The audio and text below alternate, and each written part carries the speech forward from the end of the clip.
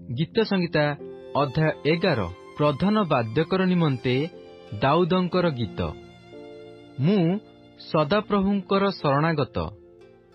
तुम्हे माने कि रूपे मो प्राण को कहुअछ, पक्षी परी आपणा पर्वत को उड़ी जाओ।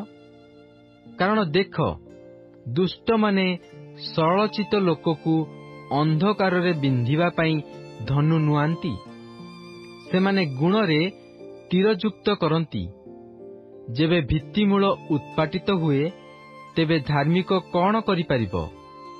सदाप्रभु आपणा पवित्र मंदिर रे अछंती।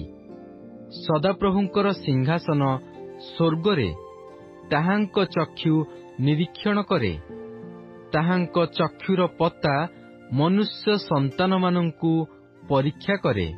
सदाप्रभु धार्मिकर परीक्षा करती, मात्र दुष्ट और दौरात्म्य प्रिय लोककु ताहांकर प्राण घृणा करे।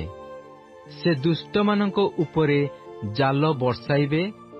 अग्नि और गंधक और झांझी पवन सेमानंको पानपात्रर अंश हेबो।